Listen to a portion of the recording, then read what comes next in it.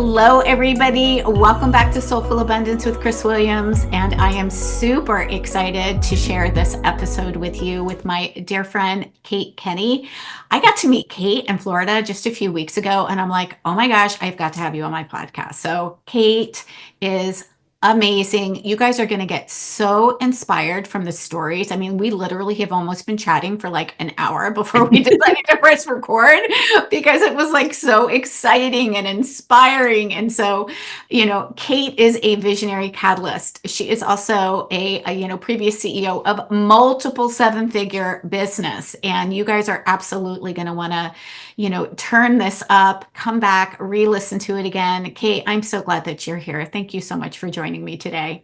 Thank you so much for inviting me. And I had exactly that same feeling meeting in person. I was like, I love your energy. And we just clicked. So yeah, we did. And here we are. Yes. So you work with trailblazers, with high achievers, with visionaries. You have built a multiple seven-figure company, and yet it's interesting because we were talking about reinvention and intuition and following those breadcrumbs. So I want to just kind of start with what is a visionary catalyst, and then how has trusting your intuition, following those breadcrumbs, being willing to step into this really shaky place of reinvention that I also know really well, create soulful abundance in your life. Oh, those are juicy questions. I love those questions, Chris. Thank you so much for asking them. Okay. Yeah. The visionary catalyst. I remember being on a retreat a couple of years ago. It wasn't a retreat I run. I do run retreats in my business, but this was a retreat hosted by somebody else. And at lunchtime, one of the facilitators, actually, there were multiple facilitators on this retreat, and they beelined for me over lunch and sat down and said, oh my gosh, Kate Kenney. And I said, yes, hi, great to meet you. It's the first time we're meeting. And they said, I know that you've the previous business I was running was in high ticket sales. So they were like, I know you do high ticket sales. Can I sit and talk to you? Can I sit and talk to you? 20 minutes for lunch? I said, sure, absolutely. And they started to run past me this idea that they had for a group program. So very excited about it. It was a fairly high ticket group program, but not hugely high ticket. But as we're sitting there talking to each other, and this happens a lot, and it happens a lot in the work I do as well, they were telling me one thing, and I could see that and I could feel it. And on a logical level, absolutely, we could talk about that.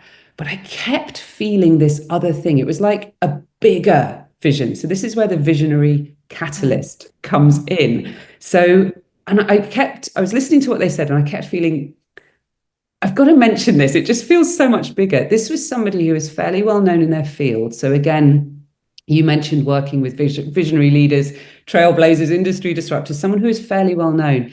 And I just had this sense. I said, people are really asking you, do you have like a really high ticket one-to-one option that you do? And they said, oh, no, I thought I'd do this group thing first. And I was like, great.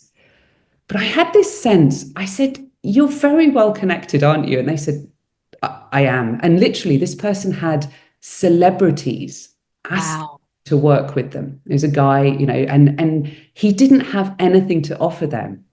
And so in that 20 minutes, literally, it was just 20 minutes over lunch, you could call it psychic, you could call it intuitive. Some people have said, oh my gosh, Kate, you're a bit like an oracle, aren't you? Okay, fine. I mean, I've never put that on marketing, as it were. But I shared some of the things I saw, and I literally saw his eyes were like, oh my gosh. And then he had to go because he had to go facilitate a session. But later that day, again, he came running up to me and he went, I've got to tell you, Kate, like, I've got to talk to you again. I can't talk now, but after the retreat, can we have a call? I said, sure, of course we can. He said, because in that 20 minutes, that conversation with you expanded my vision of where I had ever seen for my business. But speaking to you, I could feel it. And Chris, that's what I do. I somehow, and I don't know how it happens, but when I'm working with entrepreneurs, business owners, it's like they share something and this whole future opens up. We get to go and stand in that future together. Some of it's through asking questions. My background is being a coach. So I guess those questions come easily. Yeah. And through those questions, viscerally feel that future that's calling them Mm. forward.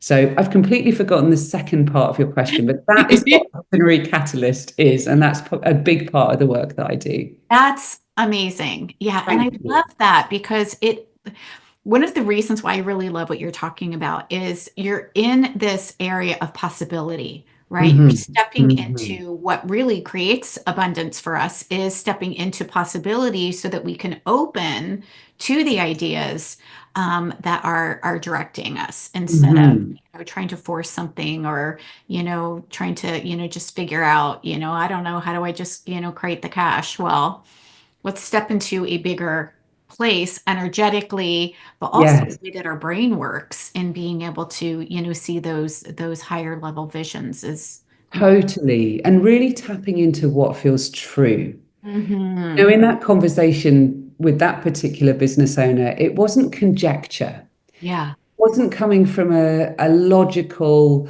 Mm. sequential place. And I have this marriage within me, I guess. My prior career, what I trained in and did a degree in many, many years ago now, was stage management. In Mm. So I have a highly pragmatic, highly practical, the show must go on, and what do we need, and all the pieces behind the scenes to put that together. So my brain thinks in systems and practical pragmaticism, if you like, if that's the word, Yeah. being Yeah. pragmatic, but also marrying that practical skill, if you like, with the visionary intuitive, I guess is another Mhm. way of saying it. And both of those places meeting. Yeah. So I bring both into the work I do. And you're absolutely right about that trust. And I've remembered the second part of the question now, which is that intuitive piece. Yes. Yes. Um, and I know now, well, not many years ago, but 2021, when I was going through a real personal crisis, if you like, my whole world had really shifted. And I was married at the time. I'm now divorced. But I really knew at that point I had to make a bold choice for myself. Husband had left, got off with somebody else. I was in our house in upstate New York. It was November. I don't know if you remember Game of Thrones. They used to talk about Yes. winter is coming. Well, this Winter is coming. You're like, a winter upstate is New York, here. winter has come. It's not going anywhere. And anybody listening who knows upstate New York, Yes, it's staying around for a long time. it is. And I got a really clear intuition at that point I just needed to not be in that cold climate. I swim, I'm an open water swimmer. I wanted to get in the ocean and I bought a one-way ticket to an island in the middle of the Pacific. It's where I live now. I live on Kauai in Hawaii. Originally, of course, my accent from the UK. I grew up in London, but Which I is just also a thought little cold and rainy. a little cold and rainy, definitely can be grey. The sun does come out. If you've never been and you're wondering, some people ask me that question. It does get sunny, obviously. But I bought a one-way ticket to Kauai, Hawaii. I didn't know a soul here. But the breadcrumb, I call it following the breadcrumbs, this intuitive piece you're talking about here, was I just need to get in the ocean. And Mm, I just need to be somewhere that I can feel sun on my skin mm, while I'm going through this horrendous. I mean, honestly, I think it's the most pain I've ever been in my whole life, this heartbreak that yeah. was going on. I need to be somewhere that I can heal, that I can really look at what's going on, and I need to be in the ocean.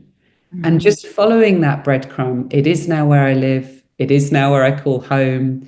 I read recently it's the furthest from land, like it's the most remote inhabited landmass, the chain of Hawaiian islands in the that's world. amazing. My husband would absolutely love that. I cannot wait to tell him because it's so funny. Because even though he's in sales, he's like, all right, I'm done peopling. Like when he Mhm. go on vacation, he's like, how many people are there? I'm like, I don't know. You're gonna have to Oh, that's he's amazing. gonna be all about going to Kauai. That's amazing. Oh, that's amazing. We can tell him I literally looked at these stats last week. So I always knew it's a small island. Kauai is one of the smallest of the Hawaiian chain. It's totally stunning and beautiful here. It's known as the Garden Isle. And talk about a place to heal your heart. It really, Yes. really, really helped with that. But I was reading this stat, it's 33 miles wide and 25 miles top to bottom. It literally takes about an hour and 10 minutes to drive, depending on traffic. There can be traffic, the length of the island. So it's really tiny.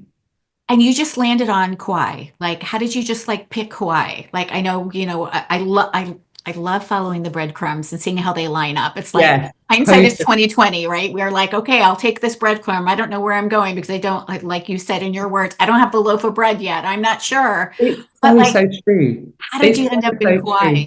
Well, I had so the year after all this had happened with my ex-husband, and then obviously that carried on during the divorce process for the next couple of years, 3 years actually.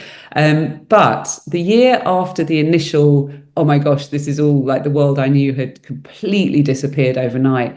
The following year was a landmark birthday for me, and we had been talking as husband and wife about going to Hawaii. Now, funnily enough, he actually said to me at the time we were planning this, Kate, the thing is, I think if you go to Hawaii, I don't know that you're going to want to come back. He Uh, had been once before and I had never been ever. you. I guess he was right on that count. I am living here now. Who knows what the future holds, but I'm certainly Yeah. this is my home right now. And so we had started to do research, and mainly me, I'd got things in my inbox and I'd looked at all the Hawaiian islands. So when my heart was just completely broken and shattered, and I'm sitting in the kitchen and it's freezing cold outside, and I'm like, something has to change here. And I pulled up that research, and we'd looked at the Big Island, we'd looked at Oahu, we'd looked, there was something about the Garden Isle. And I don't know, Chris. It just, I looked at, there's another tiny island in Hawaii called Molokai.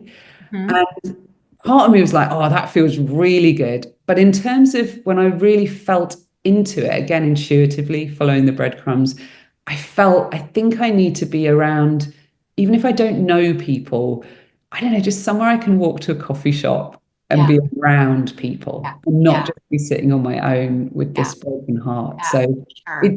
it felt like the right place. That's really, truly how I could describe what happened. And so I looked at the flights, and literally from that moment, sitting in the kitchen, 3 days later, I was on that plane and I packed one suitcase, and literally I lived out of that suitcase for 2.5 years. I didn't have a permanent home. I cat Wow. sat, I dog sat, I did all kinds of whatever, to just, Incredible. yeah, heal my Incredible. heart, really. That was that process. I love how you just leaned into trusting that.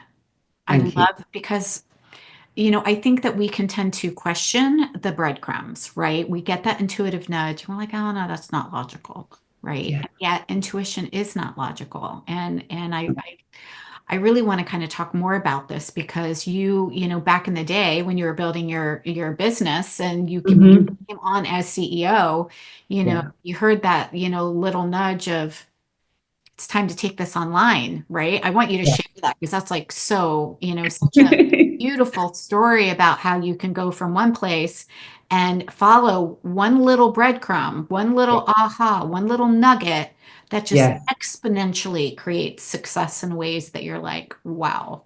Absolutely. And it's one of the things I teach now in the business that I now run is it's a framework, and I call it the trust framework. And it's exactly what you're talking about right now. So let's go back. This is Yeah. September 2019, upstate New York, Rochester, September 2019.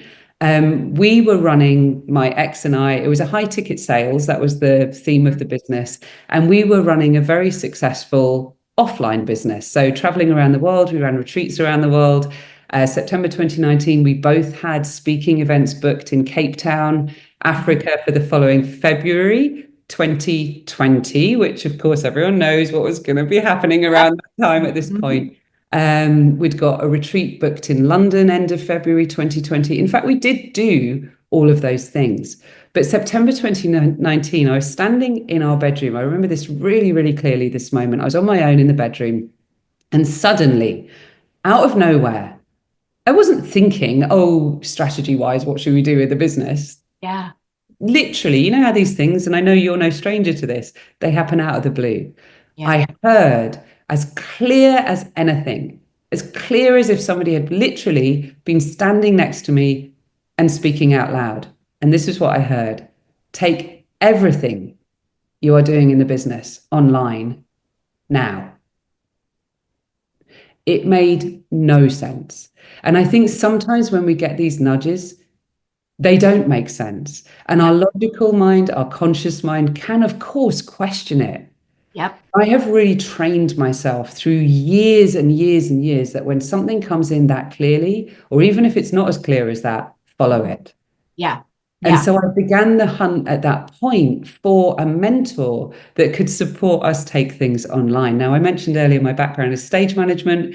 I went from stage management in physical theatre to online business management. I was the first certified online business manager in the UK back in 2011, which was kind of way, way, way ago in terms of internet age and all of that kind of I stuff. know, before Zoom meetings and, all of it. All of that stuff, yeah, and just all of it. So I had personally got some background in what does it take to build an online business, but my ex-husband or husband at the time had never done anything online. So I knew whatever we found had to be simple. And I looked and I found a mentor, and then hired the team that we needed behind them. That was all September to December. I thought we were going to launch in January, and I'm never one to put things off. But as we approached the end of the year 2019, I thought, we could go in and do a good launch here. I mean, I think we could do a six-figure launch,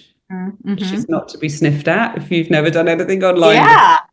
But I had looked in the particular group that we, with this mentor, that the colleagues that we were working with, I thought, I wonder who's done the highest ever first launch. And so I really looked and I really kind of found, and I discovered that the highest launch at that point was $300,000. I thought, okay, well, hands up, I'm definitely an overachiever. I I mean, was just about to say, right? both of us are like, and we're going. And we're going and we're just going all in and we're going in. And, so I'm like, that's the goal. And I made a decision December 2019.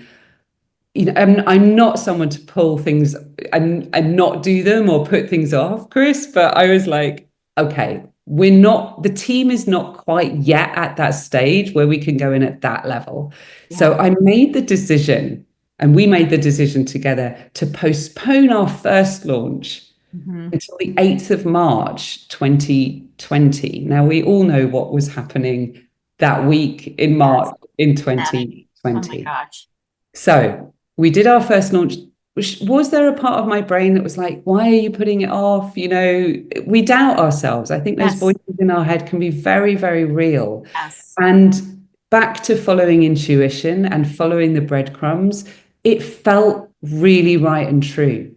And I think one of the key things in this is ourselves to have that certainty that even though the evidence out there doesn't exist, inside, I knew that was the right decision and I really trusted it.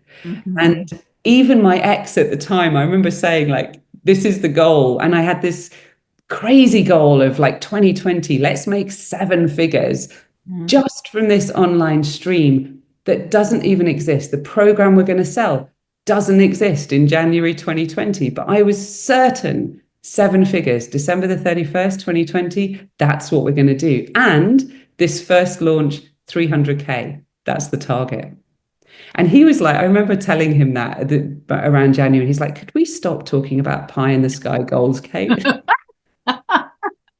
So I did literally. Logical, right? His logical right? brain was like, I can't logically see how this is going to happen, so it can't. Exactly. Or, and he was no stranger to setting big goals. I'll give him 100%. He achieved incredible things in his own business, in his own right. absolutely. But this was like, we've never done anything online. We don't even have the program. It doesn't exist yet. And then even when we did have it, we didn't have the name of the program until the day before our first launch. Like, how is this even possible? I did that whole classic entrepreneur thing, sit up till 4 in the morning, the day of the first launch, still doing the sales page with the graphic designer, but like, the whole entrepreneurial thing behind the scenes. Amazing. So Amazing. what were the results? That first launch, we didn't hit 300K, but we did do 283,000 in 10 days. Your first launch in 10. First, That's incredible. first launch. The goal for 2020 was 7 figures. So I kept that really clear in my mind. I kept standing in the future, which I think is a real key when you have a vision and having that certainty. Standing in the future, December the 31st, 2020, we have made 7 figures just from this online stream of business that we're now doing. And Chris, we did 2.4 million in sales over 13 months. And the reason That's I know incredible. that, That's thank you. incredible. And your husband was Thank like, you. let's talk about $1 million business. And you're like, okay, let's talk about a $2 million business. Well, Then. Let's go there. it had always been his goal to go over 7 figures in his business. It was about, I think, September 2019, it's about $500,000 business. I And was just about to say, like, where were we? Half a that's million dollars, which again, it's nothing to sneeze at. $500,000. It's rare sure. that, Yeah, companies are that's really, that's where it was at. And he's my husband. I'm like, if that's his dream and that's his goal, let's do it. And also let's have fun doing it. Now, honestly, not all of it was fun, I will admit, and I'm sure this stressed him out too. Pretty much every day I was crying while doing the thing because it was a huge steep learning curve. And this wasn't, oh, let's have fun and it's all completely enjoyable. But doing the launches was fun. And I remember on that first launch, I suddenly went, this is kind of like bringing stage management, my past career, into the present career. And so some of that really, really, really was fun. But I think money loves it when we have a game with it. Like, why yes, not create a yes. bigger business? Why not do that? And the reason I know those numbers so clearly was in the years that followed, which I retired as CEO of that company. I mean, the marriage had fallen apart at that point. And when I moved to Kauai, people used to say to me, Kate, what do you do? And I would say, well, currently I am CEO of my divorce. And it was a full-time job. And it was true. I really was CEO of my divorce. And so the reason I know those launch numbers so clearly, and Chris, I never want to have to do this again, but I really put on the hat of forensic accounting and I went through every single number, every single sale, every single everything, because it was such a growth period for me. I had to really be able to stand my ground and say, this was the contribution I brought to this company. Because the truth is, that company was 100% owned by my ex. So 3 divorce attorneys I talked to before I found the divorce attorney I finally worked with all said, you don't have a case. And I thought, I know I have a case because, I was wife and like support Yeah, husband and don't take yes, salary, all those things we do. yes.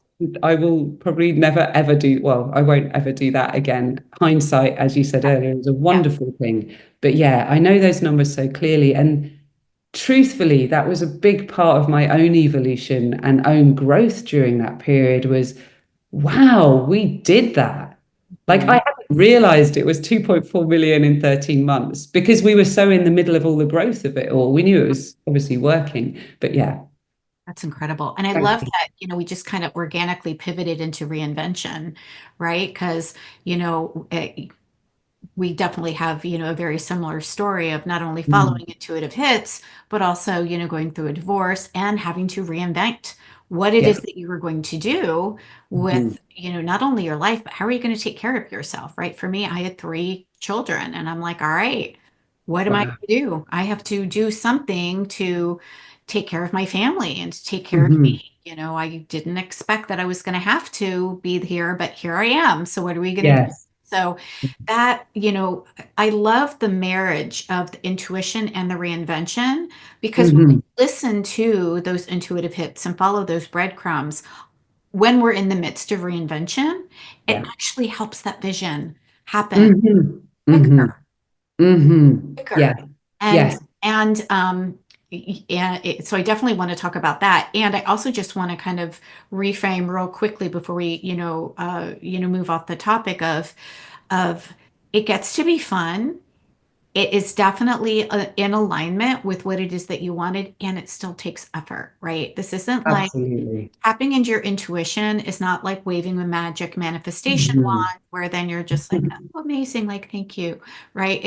There are steps. Like when you see the breadcrumbs, you actually have to follow the breadcrumbs, right? It's not like, oh, Yes. look at the breadcrumbs or examine the breadcrumbs. Like you actually Yes. have to follow the breadcrumbs, like pick them up and Absolutely.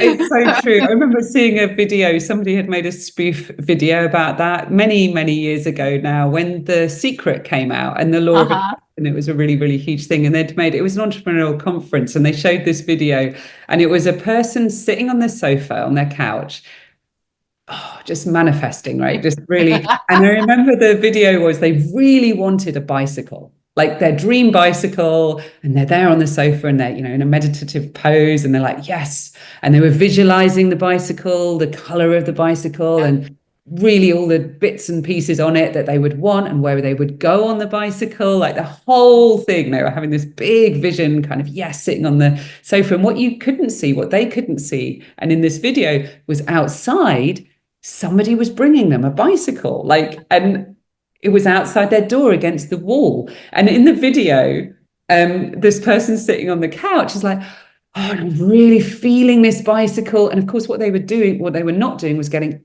off the couch. And then it showed in the video, they're sitting there, well, I've just been sitting here and the bicycle isn't arriving. And the whole point of the video was you need to get off the couch and actually Yes. take the action and go to the Yes. front door and actually open the front door. And I know that's a bit of a magical story, like somebody just delivered the bike outside, but there they were in the video on the couch going, it didn't happen. Oh no. And then they got all despondent when Right. actually the action that was needed was to get up, Yes. walk, open the door, boom, Yes. there's the bike. And I know that's Yeah. a kind of magical story, but No, I love it. I love that it. makes That's, sense. it reminds me of the meme or the story about, the flood, and there's this guy and he's in the middle of the flood and he's on top of his house and Yes. like, God save me, and this guy Yeah. comes along in a rowboat and he's like, hey dude, you need a ride? Like, come on. He's like, no, no, no, that's okay. God's got it.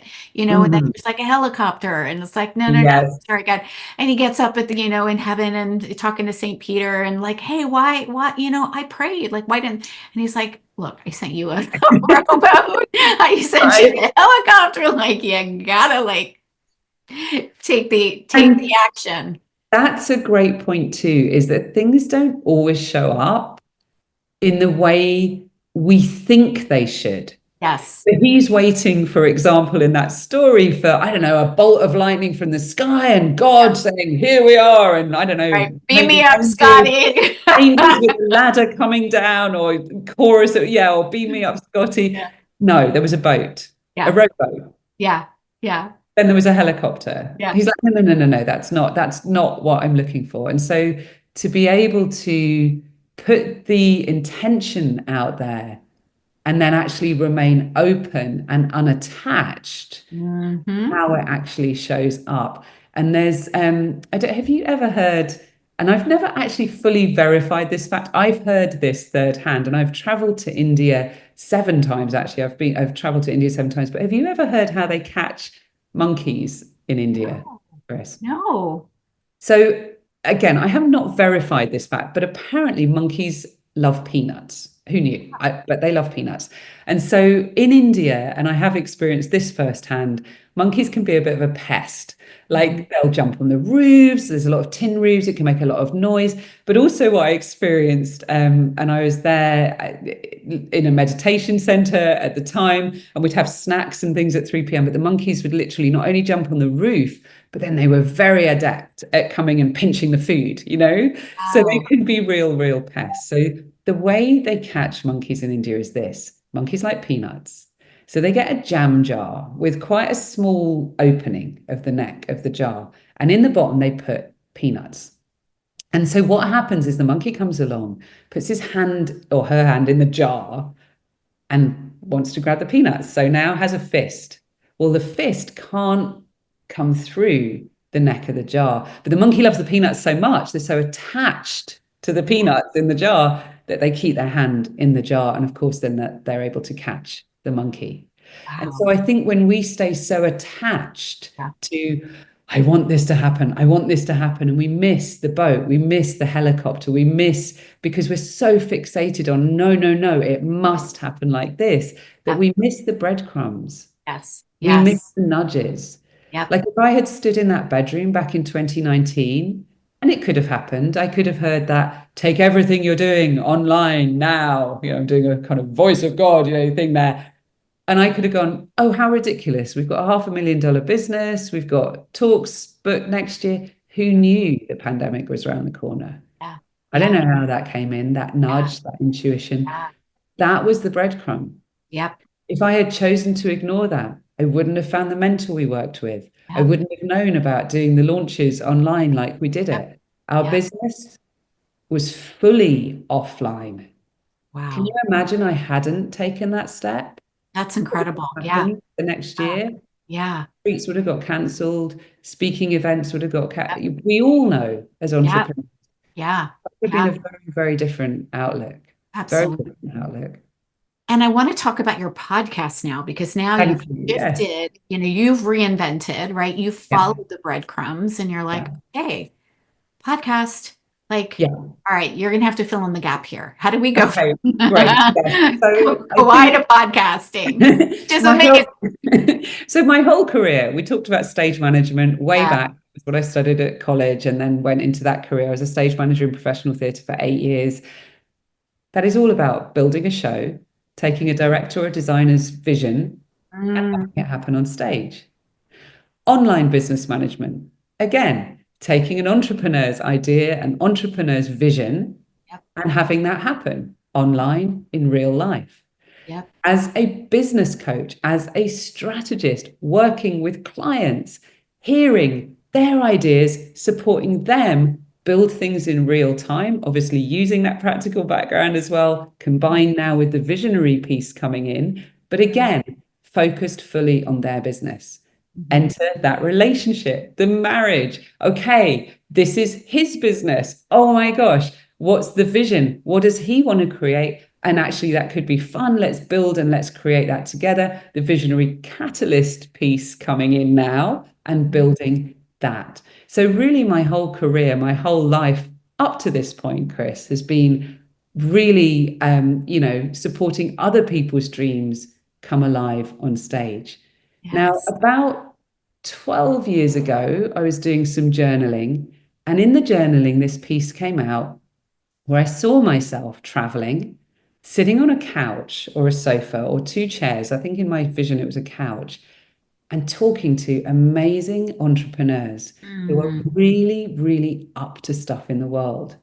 And it felt like, Ellen. I mean, in America, everybody knows Ellen. yeah. And if you're listening in Yeah. another country, brilliant chat show host. She's amazing. Ellen DeGeneres. How do you say her? So Ellen DeGeneres. Degenerate. Amazing, amazing host. And this was kind of what the vision felt like. And it was absolutely in person. And so Mm, in the journaling, traveling around the country or even around the world, but certainly traveling, and wherever I travel, meeting incredibly inspiring humans, entrepreneurs, business owners, people who've achieved things in their field and have really taken a bet on themselves and mhm. had it pay off. I think now with all the interviews I've done, and we'll talk about the podcast a little bit here, but Yeah. Yeah. that's been a theme that has emerged. Taking a bet on yourself and it paying off, a bit like standing in that bedroom 2019, take everything online, placing that bet, and it Yeah. really, as we talked about, paying off. So Yeah. 12 years ago, I had that vision. And then some of the history we've just talked about, all of that happened in the meantime. Now I'm on Kauai a couple of years ago. Here, now I'm starting to know some people, and I'm like, okay, what is Kate Kenney? Like, what's Kate Kenney about? What is my show? What's Mhm. the vision in my mind? And so the podcast is the Kate Kenney Show, hashtag unfiltered. And I Mm. added the unfiltered on deliberately, Chris, because it means we can go anywhere and talk about anything in Yeah. the conversations that I have. Yeah. So I have so far, as of the time of recording this, recorded 18 interviews.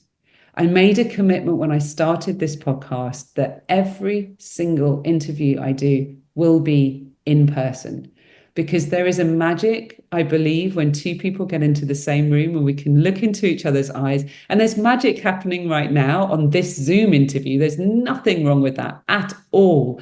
But deep in my heart, and going back to that journaling vision of 12 years ago, I know that this show is about actually being in person. And there'll be some solo episodes as well. I'm Mhm. actually crafting those first episodes now. Maybe by the time this will be released, there'll be a couple of those out already. But the interviews themselves, really with entrepreneurs that have taken that bet on themselves and it's paid off. And it won't just be entrepreneurs. There are also people I've met here on the island. For Mhm. example, I mentioned swimming in the ocean earlier. I regularly go on open water swims. There are people here who've achieved huge feats, like swimming from Long Beach in California to Catalina Island overnight, like huge distances, crossed straits. There's people who have run, 100-mile races. So I'm going to be interviewing not just entrepreneurs, but people who've really, placed a bet on themselves and it's paid off and achieved things that have caused them to have to really go through, meet their edge, Yeah. own Yeah. it, and Yeah. move beyond it. So Yeah. yeah. So Oh my it's the God. It Kate just Kenny sounds Show, amazing. hashtag unfiltered. And yeah, please come and listen. It would be great. Absolutely. Yeah. So, yeah, everybody, we're definitely, whether you are listening on our iTunes place or on YouTube, definitely go into the show notes in the description because we have Kate's podcast there. There are Yes. Thank you. amazing people. Obviously, you can tell by Kate and how brilliant and her amazing energy that she just attracts amazing people into her life. So, the podcasts are going to be fantastic. So, definitely go in the description and go there. We're also, excuse me, going to share, other ways that you can connect with Kate too. But, Mhm. this is, I love that you are, first of all, saying that it's unfiltered. Second of all, that you are really showing that, you know, when you are trusting, when you are leaning in, right? Mm. Really, that is when you are betting on yourself. You're hearing the breadcrumb or the golden The nuggets, right? breadcrumb, yeah, yeah. The breadcrumbs. You're leaning in. You're doing something with it, and then you're coming through on the other end. Every time I think about doing something, Mhm. and again, I'm a mom, I have three children. Mhm. Every time my brain says, "Oh, that's going to be too hard," I remember I tell myself, I'm like, Chris, you have birthed three children naturally. That's hard. What you were That's planning on doing true. now is not. And I mean, I remember when it came to my third baby, and we were actually birthing at a birthing center, and I looked at my doula who was there, and I'm like, I don't want to do this. I'm sorry. I'm in labor, and I'm like, I don't want to do this. I'm done. She's like, I'm sorry, honey. The only way out is through.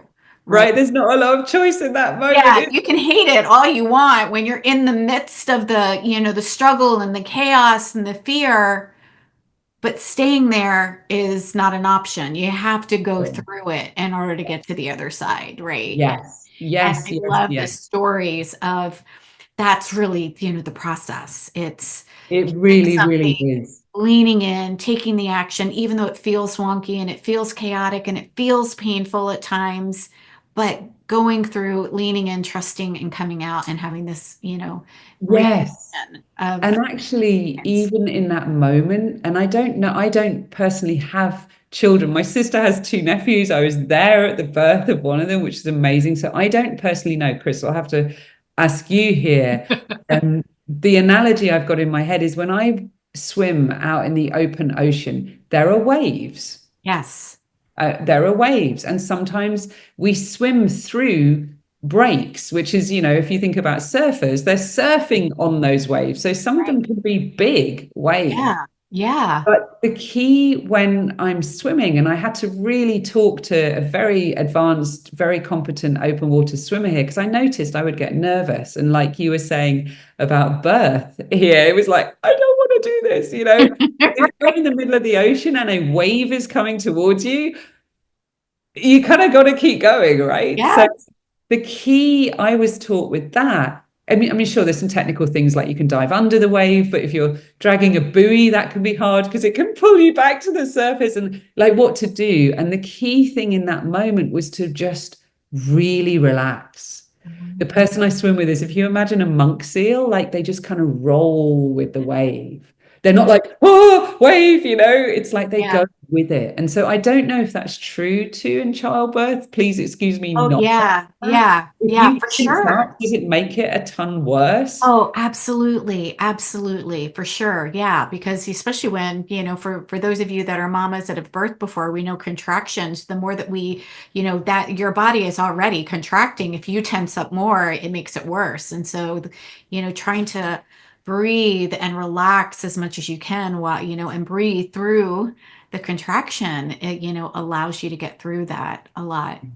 And the same is true swimming and with a wave. And I believe in terms of application of in business, or Yep. as we're talking about here, it's following that breadcrumb, Yep. but then not holding tightly, like, oh my gosh, and tensing everything Yes. up, but Yes. actually relaxing and allowing Yes. and really just knowing that the next one will appear. And the tenser we are, back to your helicopter and the boat story, the more fixated we are, or the monkey with their hand in, Yep. with the hand in the Yep. more fixated, the Yep. less we're actually able to feel or roll with that wave or Yeah. push and allow that contraction to take its course and a beautiful baby to be born at the Yeah. end of it, right? Oh my gosh. Well, this is a perfect place for us to just be like, oh my gosh, we've come from breadcrumbs and intuition and coming through crazy things and reinvention and birthing new things like your podcast. So share with us, if you would, the name of your podcast. Yeah. So it's the Kate Kenny Show, hashtag unfiltered. The Kate Kenny Show, Beautiful. hashtag unfiltered.